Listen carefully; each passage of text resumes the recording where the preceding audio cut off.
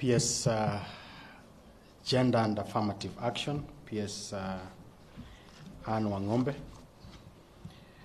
my PS colleagues, PS Parliamentary Affairs, Aurelia Rono, PS Devolution, Terry Mbaika, PS Cabinet Affairs, Dakota, and of course PS for Social Protection, Mr. Motari, who's just stepped out, the chairperson of this very important working group, Dr. Baraza, the chairperson of GEC, my sister, Harriet, who is a presidential advisor on matters to do with gender, as well as part of what we are here today to think through and just set out to do. Members of the task force, the secretariat, colleagues, ladies and gentlemen, good morning. Good morning. Good morning once again. Good morning. Now, I am here on behalf of the head of public service, and maybe before I read out his speech, is just to make a few remarks by virtue of my position as the Principal Secretary for Internal Security and National Administration, but also as a member of the PSS Oversight Committee to this technical working group. And when I stand here, I see eminent patriotic Kenyans and citizens of the world, because this technical working group has the advantage of benefiting not just from the works or the experience of our citizens, but also of those who serve within the broader community of nations. And it has a mix of people who serve in government, outside government, and a number of international institutions. And at the outset, we take note of the comment by the Vice Chair of the Kenya National Commission on Human Rights. And within the Gazette notice that set up this task force, there is definitely room for co-option and also expansion of this technical working group. That also applies to the Secretariat, because we want to benefit from the best that there is, so that when the assignment is done, the country will look at this team under the leadership of Justice Baraza, that we have really done the best in the circumstances. Now, the issues of gender-based violence and, of course, femicide have been with us for a while now. And I think for a moment, as a government, we've actually taken a lot of flack, either for inaction or being perceived to not do anything. Now, as my colleagues and as the speakers have mentioned, this is a very complex challenge that we are dealing with. And there are issues around cultural norms, there are issues around morality, and it calls on all of us to have a much more broader view of things. Yes, the women and the girls are most affected, actually, the majority, but then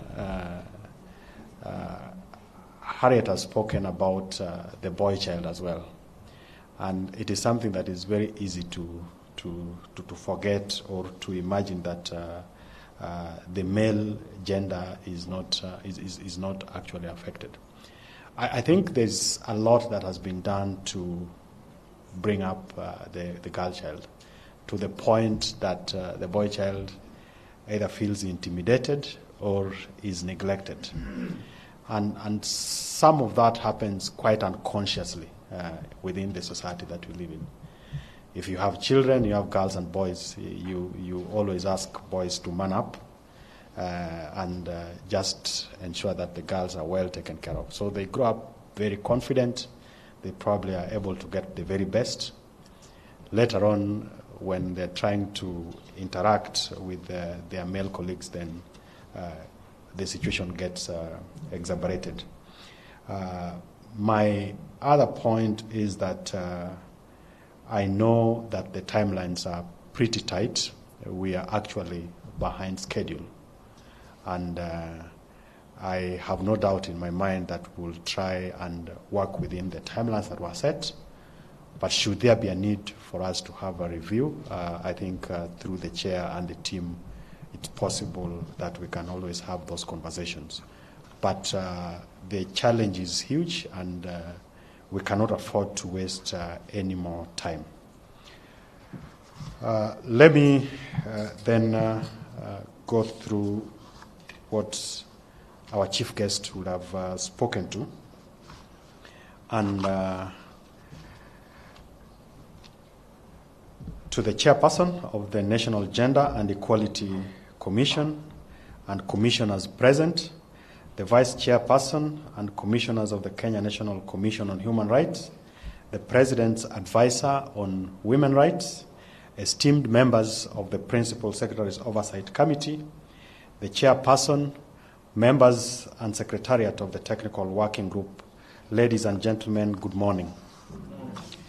We convene today immediately after you've subscribed to your respective oaths of office as chairperson, members and secretariat of the Technical Working Group on gender-based violence, including femicide. You've been entrusted by His Excellency the President on behalf of the people of Kenya with the mandate of assessing, reviewing and recommending measures to strengthen the institutional, legal as well as policy response to GBV and femicide in the country. This is a very consequential task given the central place of the family as a basic unit of society and the necessary basis of social order, and the inherent dignity of every individual and their right to freedom and security. The family is the basis of nation building, and no nation can rise above the quality of values collectively exposed at the family level.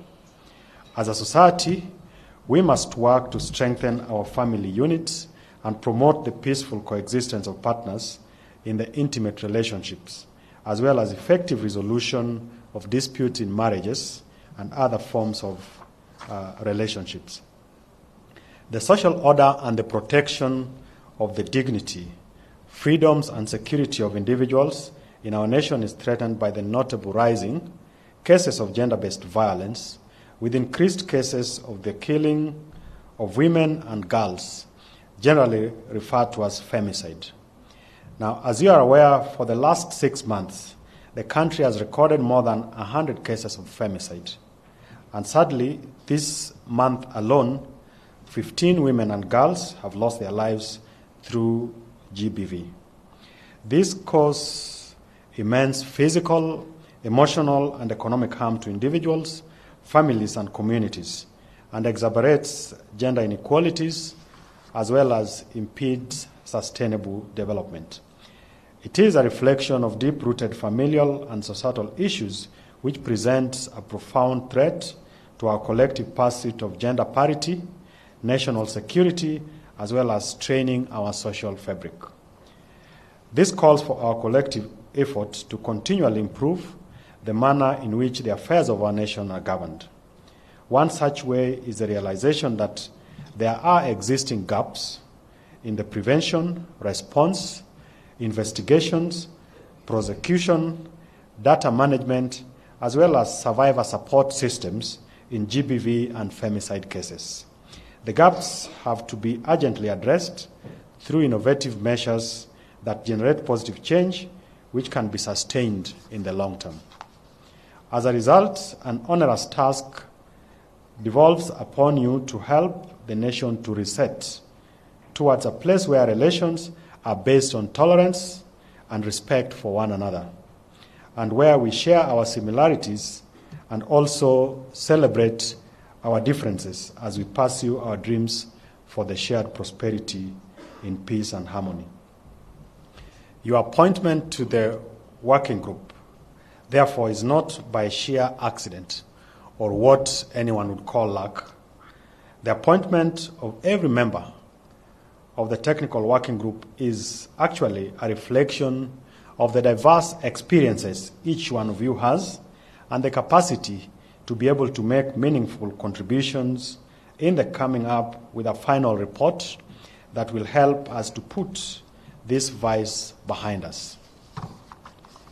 I would want to appeal to you to treat this task as a critical step towards achieving the comprehensive, sustained change that our nation so desperately needs.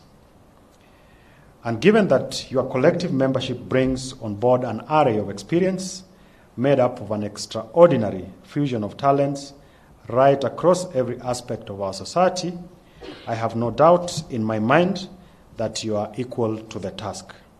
Your membership is drawn from the state and non-state agencies, including development partners, civil society, and religious institutions.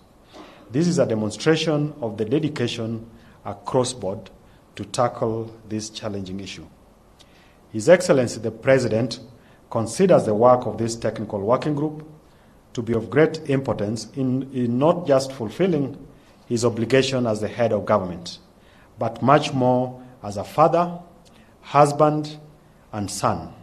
He therefore expects your utmost dedication to the duty that lies ahead.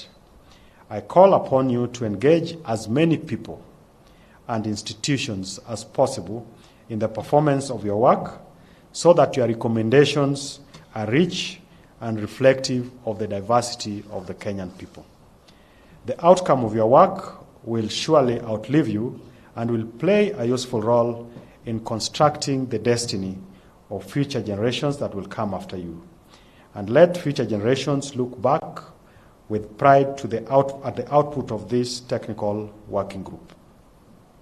The Executive Office of the President, the National Government Administration Infrastructure, together with the Principal Secretary's Oversight Committee, will be at hand to accord you all the necessary support in the performance of the tasks that lie ahead. Finally, I would want to extend my very best wishes and those of His Excellency the President in your work as I look forward to the product of your work. I would want to wish you the best in executing your mandate and undertake to avail through the respective government, departments and agencies all the support that you will need. Thank you. God bless you. God bless Kenya.